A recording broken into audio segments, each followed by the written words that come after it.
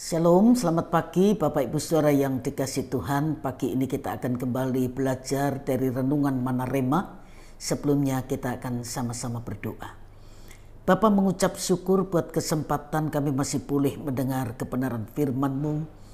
Urapi hamba-Mu dan taruh kehendak-Mu untuk disampaikan, supaya baik yang menyampaikan maupun yang mendengar sama-sama beroleh berkat dari kebenaran firman Tuhan. Dalam nama Tuhan Yesus Kristus kami sudah berdoa. Haleluya. Amin. Bapak Ibu Saudara sekalian, pagi ini kita akan sama-sama belajar sebuah kebenaran yang saya beri tema kerja sama. Saya membaca dari Filipi pasal 2 ayat 2 sampai ayat yang keempat. Filipi pasal 2 ayat 2 sampai ayat yang keempat. Karena itu sempurnakanlah sukacitaku dengan ini. Hendaklah kamu sehati sepikir, dalam satu kasih, satu jiwa, satu tujuan, dengan tidak mencari kepentingan sendiri atau puji-pujian yang sia-sia. Sebaliknya dengan rendah hati, yang seorang menganggap yang lain lebih utama daripada dirinya sendiri, dan janganlah tiap-tiap orang memperhatikan kepentingannya sendiri, tetapi juga kepentingan orang lain juga.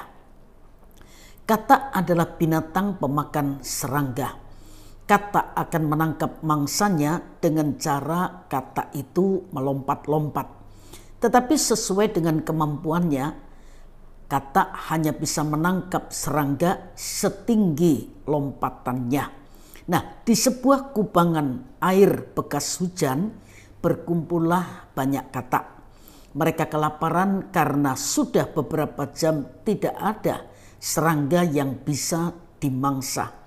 Ketika seekor katak melihat ada beberapa ekor nyamuk yang terjebak di tembok berlumut yang ada di pinggiran kubangan air itu, katak itu memberitahukan kepada katak-katak yang lain. Nah, sayangnya posisi nyamuk-nyamuk itu tidak bisa dijangkau hanya dengan satu lompatan.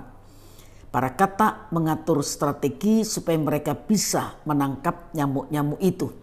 Kemudian satu keputusan yang cukup bijak berhasil diambil, yaitu bekerja sama. Masing-masing katak merelakan punggungnya untuk dijadikan tangga secara rapi sehingga mencapai ketinggian di tempat nyamuk-nyamuk itu berada. Oleh karena tempatnya tinggi, diperlukan kesediaan dari puluhan katak dan terbentuklah susunan katak hingga berhasil menjangkau ketinggian yang cukup untuk menangkap mangsanya. Sudah pasti katak yang berada di tempat ataslah yang bisa menangkap nyamuk itu, dan katak yang berada di tempat ataslah yang menyantap nyamuk-nyamuk itu. Setelah selesai menyantap, katak itu berteriak memberikan laporan tentang keberhasilannya menangkap dan menyantap nyamuk buruan mereka. Katak-katak yang lain hanya bisa terdiam dengan perut yang masih kosong. Itulah kerjasama yang mereka lakukan. Tidak pernah bisa membagi hasil pekerjaan bersama secara adil dan merata ke seluruh katak yang ikut ambil bagian dalam perjuangan mereka. Cara kerjasama seperti katak itu tentu harus kita jauhi. Dalam keluarga dibutuhkan kerjasama antara ayah, ibu, dan anak, juga anggota keluarga yang lain. Demikian juga masing-masing bisa menikmati hasil kerjasama itu, yaitu ibu dan anak menikmati hasil kerja keras ayah, ayah dan anak menikmati kenyamanan dan kebersihan rumah karena ibu, ayah dan ibu merasakan kebanggaan karena anaknya berhasil. Di gereja, jemaat diberkati karena pelayanan yang dilakukan oleh hamba Tuhan, kemudian hamba Tuhan menikmati berkat Tuhan melalui persembahan jemaat, sehingga baik hamba Tuhan maupun jemaat bersukacita karena pertumbuhan yang terjadi. Begitu juga di organisasi lain, kerjasama yang hasilnya bisa dinikmati bersama harus diupayakan. Nah, untuk terjadi seperti itu, Masing-masing anggota harus mengerti dan menerapkan kebenaran firman yang sudah kita baca tadi sebagai nasihat Rasul Paulus kepada jemaat Efesus. Saya ulang lagi, dikatakan, karena itu sempurnakanlah sukacitaku dengan ini.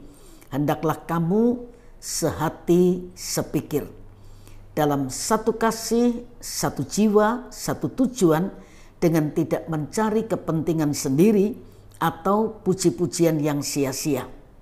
Sebaliknya dengan rendah hati yang seorang menganggap yang lain lebih utama daripada dirinya sendiri, dan janganlah tiap-tiap orang memperhatikan kepentingannya sendiri, tetapi kepentingan orang lain juga. Kehendak Tuhan untuk kita saling mengasihi, saling memperhatikan, saling berbagi, dan kita saling melengkapi. Penulis surat Ibrani berkata dalam Ibrani 10 ayat yang ke-24, dan marilah kita saling memperhatikan supaya kita saling mendorong dalam kasih dan dalam pekerjaan yang baik. Bapak Ibu saudara sekalian, Tuhan tempatkan kita di komunitas manapun. Mari kita berusaha menerapkan kehendak Tuhan lewat kebenaran firman Tuhan yang kita dengar. Kita bisa bekerja sama dengan baik, saling memperhatikan, saling mendoakan, saling melengkapi satu sama lain, karena tidak ada manusia yang sempurna dan tidak ada manusia yang bisa bekerja sendiri. Tuhan berkati Bapak Ibu saudara sekalian, dan mari kita sama-sama berdoa. Bapa, bersyukur buat kebenaran firman-Mu yang terus mengingatkan kami untuk kami bisa saling dan bukan paling, saling mengasihi, saling memperhatikan, saling membangun satu sama lain, supaya keberadaan kami menjadi berkat bagi orang-orang yang ada di sekitar kami. Sebentar kalau kami melanjutkan aktivitas kami, baik bekerja, melayani, apapun yang kami lakukan, kami mohon tangan Tuhan memberkati tangan kami, sehingga apapun yang kami kerjakan semua dibuat berhasil untuk kemuliaan nama Tuhan. Dalam nama Tuhan Yesus Kristus kami sudah berdoa. Haleluya. Amin. Selamat pagi dan Tuhan memberkati Bapak Ibu saudara sekalian.